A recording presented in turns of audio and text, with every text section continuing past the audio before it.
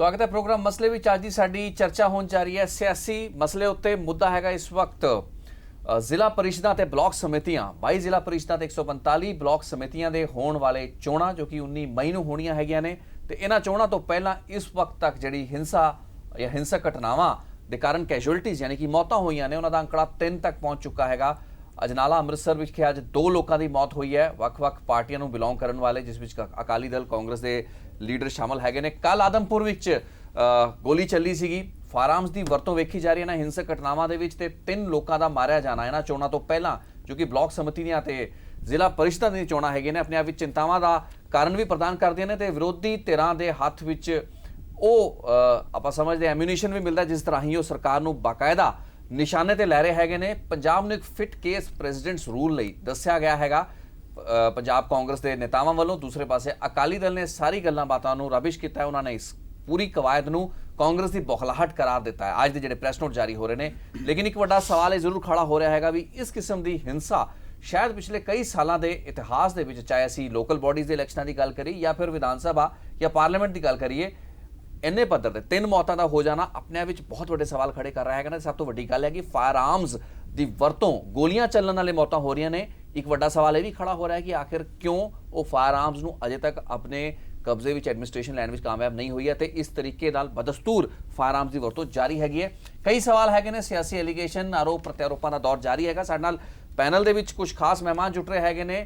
Communist party of India के state secretary साडे नाल जोगिंदर दयाल साहब उगे नेता जुड़ रहे हैगे ने, बहुत बहुत स्वागत है दयाल साहब। दूसरे पासे साडे हरचरण बैंस साहब हैगे ने, जो कि एडवाइजर हैगे नैशनल इंटरनैशनल अफेयर्स और media advisor chief minister Punjab दे, बहुत बहुत स्वागत है बैंस साहब। CL बैंस साहब रिटायर्ड स्टेट इलैक्शन कमिश्नर साडे नाल एक बार फिर जुट रहे हैगे ने। दर्शकों नूं ਇਹ ਵੀ ਦੱਸ ਦਈਏ ਵੀ इस वक्त विरोधी धिरां खास करके कांग्रेस के निशाने ते हैगा सूबे का स्टेट इलैक्शन कमिशन ते कमिश्नर नूं एक स्पाइनलैस अफसर दस्सिया हैगा पंजाब कांग्रेस ने। शुरुआत मैं सब तो पहला करना चाहांगा जोगिंदर दयाल साहब तो। विरोधी पार्टियां लगातार इस वक्त सिर्फ सरकार दे ही नहीं बल्कि इलैक्शन कमिशन के दुआले भी हो रही हैगियां ने, जिस किस्म की हिंसक घटनावां होईयां ने, की कहना चाहोगे? मैं इस बारे ये कहना चाहता कि पंजाब दे विच अतवाद तो बगैर कदे भी इस तरह दियां ना असैम्बली च ना पार्लीमेंट ना पंचायतों दे विच ब्लॉक समितियां घटनावां नहीं हुईयां सी।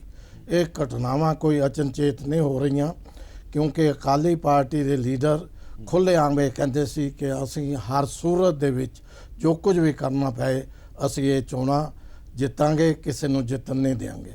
उन्होंने सारा प्रोसैस शुरू तो और जदों नॉमिनेशन कि किहड़ी ब्लॉक हैगे, किहड़ी रिजर्व है सीट, किहड़ी नहीं है, सारा कुछ लुको के रखा आखिरी दिन तक।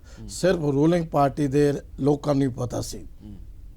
इस करके गल बड़ी क्लीयर है कि ये इलैक्शन कमिशन नहीं करा रहा, अकाली पार्टी उसकी सरकार करा रही है और वो कराने दे लई वो अपने गुंडे भी इस्तेमाल कर रही है, पुलिस तो भी इस्तेमाल कर रही है, स्पैक्टेटर बन के रह गई। लेकिन दयाल साहब इत्थे एक सवाल खड़ा होंदा भी कई पार्टियां दे जिहड़े 3 लोग मारे गए ने ਵੱਖ-ਵੱਖ पोलीटिकल पार्टी ने धिरां दे विच लड़ाई हो रही है, झगड़ा हो रहा है, ਉਹਦੇ ਵਿੱਚ सत्ताधारी पक्ष भी उन्ना ही शिकार है जिन्नी कि विरोधी पार्टियां। ਵੱਡਾ कोई इशू लॉ एंड ऑर्डर का सी सवाल खड़ा कर सकते हैं। कमीशन की भूमिका विच एक वखरा प्रश्न हैगा। ਉਹਦੇ ਵਿੱਚ कमीशन की भूमिका सब तो वड्डी ਇਹ है कि जदों ये जोन बनने सी, जोन 15 दिन पहला दसने चाहिए सी कि आ जोन आ रिजर्व आ किहड़ा है, ये कमीशन ने आखिर तक नहीं दसे। कमीशन ने वही सिर्फ रूलिंग पार्टी के लोगों ने पता सी, उहदे थ्रू ही पता लगता सी। और इन्हां ने लिस्टां एक दिन पहला नॉमिनेशन तो एक दिन पहला मीटिंग लाइयां। इस करके इलैक्शन कमीशन ये बुरी तरह पंजाब दे इस इलैक्शन नूं कंडक्ट करन फ्री एंड फेयर फेल होया। चलिए इत्थे मैं बैंस साहब थोड़ा रिएक्शन लेना चाहूँगा। सरकार की जिम्मेवारी है ये जिहड़े चोण कराए जाने होंगे, पंचायती राज महकमा या जिहड़े गवर्नमेंट के कंसर्न डिपार्टमेंट हैगा उसने इलैक्शन कराना हैगा। इलैक्शन कमीशन जिहड़ा हैगा स्टेट इलैक्शन कमीशन उसने इसनूं सुपरवाइज करना है, कंडक्ट करना है, उसका कुछ पूरा जो भी घटनाक्रम रहिंदा उसकी पूरी कंट्रोल इलैक्शन कमीशन कोल हुंदा है। उस हालात दे विच लॉ एंड ऑर्डर नूं मेनटेन करने की जिम्मेवारी स्टेट गवर्नमेंट ते हुंदी है, तो उहदे विच तुहानूं लगदा भी 3 लोगों की मौत हो जाना अपने आप बहुत वड्डे सवाल खड़ा करता है कि इस तरीके नाल इलैक्शन किहड़े माहौल दे विच इलैक्शन कराए जा रहे हैं। 2 सैपरेट इशूज़ ने जी। साहब बहुत वड्डे ਸੀਨੀਅਰ ਲੀਡਰ ਨੇ, ਤਾਂ ਇਹਨਾਂ ਦੀ ਜਿਹੜੀ ਗੱਲ ਹੈ ਇਹਨੂੰ ਮੈਂ ਇਸ ਤਰ੍ਹਾਂ ਤਾਂ ਨਹੀਂ ਕਹਿ ਸਕਦਾ ਕਿ ਵਜ਼ਨ ਤੋਂ ਬਿਨਾਂ, ਲੇਕਿਨ ਜਿਹੜਾ ਇਹਨਾਂ ਨੇ ਕੇਸ ਬਿਲਡ ਕੀਤਾ ਕਿ ਜਿਹੜਾ ਇਹਨਾਂ ਨੇ ਪ੍ਰੂਫ ਦਿੱਤਾ ਕਿ ਇਹ ਤੋਂ ਸਿੱਧ ਹੁੰਦਾ ਹੈ ਕਿ ਵਾਇਲੈਂਸ ਗਵਰਨਮੈਂਟ ਕਰਾ ਰਹੀ ਹੈ, ਉਹਦੇ ਹੱਕ 'ਚ ਇਹਨਾਂ ਨੇ ਇਹ ਕਿਹਾ ਕਿ ਇਲੈਕਸ਼ਨ ਸ਼ੁਰੂ ਹੋਣ ਤੋਂ ਪਹਿਲਾਂ ਹੀ ਸਰਕਾਰ ਨੇ ਜਾਂ ਅਕਾਲੀ ਦਲ ਭਾਜਪਾ ਨੇ ਇਹ ਕਹਿਣਾ ਸ਼ੁਰੂ ਕਰਤਾ ਸੀ ਕਿ ਇਹ ਇਲੈਕਸ਼ਨਾਂ ਤਾਂ ਹੀ ਜਿੱਤਣੀਆਂ ਹੀ ਜਿੱਤਣੀਆਂ। ਮੈਨੂੰ ਨਹੀਂ ਸਮਝ ਆਉਂਦੀ ਕਿਹੜੀ ਪੋਲੀਟੀਕਲ ਪਾਰਟੀ ਐਸੀ ਹੈ ਜਿਹੜੀ ਇਹ ਨਹੀਂ ਕਹਿੰਦੀ ਕਿ ਇਲੈਕਸ਼ਨ ਤੋਂ ਪਹਿਲਾਂ ਕਿ ਅਸੀਂ ਇਹ ਜਿੱਤਾਂਗੇ। ਸਾਰੇ ਹੀ ਕਲੇਮ ਕਰਦੇ ਹੁੰਦੇ ਆ। ਸ਼੍ਰੋਮਣੀ ਅਕਾਲੀ ਦਲ ਨੇ ਵੀ ਕੀਤਾ, ਭਾਰਤੀ ਜਨਤਾ ਪਾਰਟੀ ਨੇ ਵੀ ਕੀਤਾ, ਕਾਂਗਰਸ ਨੇ ਵੀ ਕੀਤਾ, ਸਾਰੇ ਜਿੰਨੇ ਵੀ ਬੰਦੇ, ਬਲਕਿ ਪਾਰਟੀਆਂ ਨੂੰ ਵੀ ਛੱਡੋ, ਜਿਹੜੇ ਕੈਂਡੀਡੇਟਸ ਵੀ ਹੁੰਦੇ ਨੇ ਉਹ ਵੀ ਹਮੇਸ਼ਾ ਕਲੇਮ ਕਰਦੇ ਹੀ ਕਰਦੇ ਹੁੰਦੇ ਆ ਕਿ ਹਰ ਹਾਲਤ 'ਚ ਅਸੀਂ ਹੀ ਜਿੱਤ ਰਹੇ ਹਾਂ, ਬੇਸ਼ੱਕ ਕਿਸੇ ਦੀ ਜ਼ਮਾਨਤ ਵੀ ਜ਼ਬਤ ਹੋ ਰਹੀ ਹੋਵੇ, ਉਹ ਵੀ ਇਹ ਕਲੇਮ ਕਰ ਰਿਹਾ ਹੁੰਦਾ। ਸੋ ਇਹ ਆਪਣੇ ਆਪ ਕੋਈ ਐਡਾ ਸਬੂਤ ਨਹੀਂ ਬਣਦਾ ਕਿ ਇਸ ਤਰ੍ਹਾਂ ਹੈਗਾ। ਦੂਸਰਾ ਜਿਹੜਾ ਇਹਨਾਂ ਨੇ ਤਾਂ ਹੁਣ ਮੈਨੂੰ ਸਮਝ ਨਹੀਂ ਆਉਂਦੀ ਕਿ ਮੈਂ ਕਿਹਦੇ ਬਿਹਾਫ 'ਤੇ ਜਵਾਬ ਦੇਵਾਂ, ਕਿਉਂਕਿ ਇਹਨਾਂ ਨੇ ਤਾਂ ਕੁਐਸਚਨ ਮਾਰਕ ਗਵਰਨਮੈਂਟ 'ਤੇ ਨਹੀਂ ਲਾਇਆ ਜ਼ਿਆਦਾ, ਇਹਨਾਂ ਨੇ ਕੁਐਸਚਨ ਮਾਰਕ ਜਿਹੜਾ ਜ਼ਿਆਦਾ ਉਹ ਇਲੈਕਸ਼ਨ ਕਮਿਸ਼ਨ ਦੇ ਉੱਤੇ ਲਾਤਾ। ਤੋ ਇਲੈਕਸ਼ਨ ਕਮਿਸ਼ਨ ਦਾ ਜਿਹੜਾ ਹੈਗਾ ਪ੍ਰੈਸ ਇਹਨਾਂ ਨੂੰ ਮੈਂ ਤੇ ਇਸ ਲਈ ਲਾਇਆ ਕਿ ਇਲੈਕਸ਼ਨ ਕਮਿਸ਼ਨ ਹੀ ਇਲੈਕਸ਼ਨ ਕਰਾਉਂਦਾ। ਜ਼ਰੂਰ ਤੈਅ ਕਰ ਲਈਏ ਕਿ ਡਿਸਕਸ਼ਨ ਕਰਨੀ ਇੱਕ ਦੂਜੇ ਦੀ ਗੱਲ ਦੇ ਵਿੱਚ ਨਾ ਬੋਲੀਏ, ਬਾਅਦ ਵਿੱਚ ਤੁਹਾਡੇ ਸਾਰੇ ਠੀਕ ਹੈ।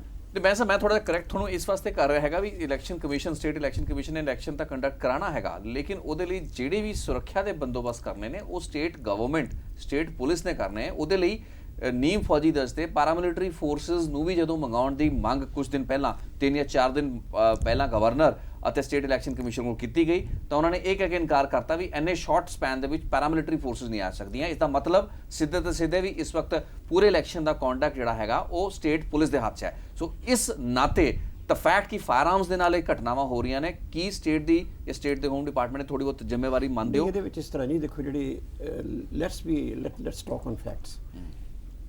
ਇਲਜ਼ਾਮ ਤਰਾਸ਼ੀ ਇੱਕ ਹੋਰ ਚੀਜ਼ ਹੈ, ਉਹ ਚਲੋ ਆਪਣੀ ਥਾਂ ਹੁੰਦੀ ਹੈ ਕਿ ਇਹ ਲੋਕ ਮਰ ਰਹੇ ਨੇ, ਪੀਪਲ ਆਰ ਬੀਇੰਗ ਕਿਲਡ। ਮੈਂ ਉਸ ਗੱਲ ਤੇ ਆ ਰਿਹਾ ਕਿ ਜਿਹੜੀ ਇਹ ਬਿਲਕੁਲ ਫਰਕ ਨਹੀਂ ਪੈਂਦਾ ਕਿ ਸਟੇਟ ਪੁਲਿਸ ਕਰ ਰਹੀ ਹੈ, ਪੈਰਾਮਿਲਟਰੀ ਕਰ ਰਹੀ ਹੈ। ਇਹ ਤਾਂ ਇੱਕ ਡਿਮਾਂਡ ਹੁੰਦੀ ਹੈ ਪੈਰਾਮਿਲਟਰੀ ਕਰੇ ਉਹ ਕਰੇ, ਪੈਰਾਮਿਲਟਰੀ ਹੋਵੇ ਜਾਂ ਸਟੇਟ ਪੁਲਿਸ ਹੋਵੇ ਜਾਂ ਕੋਈ ਵੀ ਐਡਮਿਨਿਸਟ੍ਰੇਟਿਵ ਮਸ਼ੀਨਰੀ ਹੋਵੇ, during the course of the election period ਜਦੋਂ ਇੱਕ ਵਾਰੀ ਅਨਾਊਂਸ ਹੋ ਜਾਂਦਾ, ਨੋਟੀਫਿਕੇਸ਼ਨ ਹੋ ਜਾਂਦੀ ਹੈ, ਉਸ ਤੋਂ ਬਾਅਦ for superintendents, for control, for direction and control, ਸਾਰੀ ਮਸ਼ੀਨਰੀ ਜਿਹੜੀ ਹੈ it is at the disposal of the election commission, ਚਾਹੇ ਉਹ ਪੈਰਾਮਿਲਟਰੀ ਹੋਵੇ ਚਾਹੇ ਉਹ ਜਿਹੜੀ ਸਟੇਟ ਗਵਰਨਮੈਂਟ ਦੀ ਹੋਵੇ। ਸਟੇਟ ਗਵਰਨਮੈਂਟ ਦੇ ਅੰਡਰ ਨਹੀਂ ਹੁੰਦੀ for all practical purposes during the course of the election.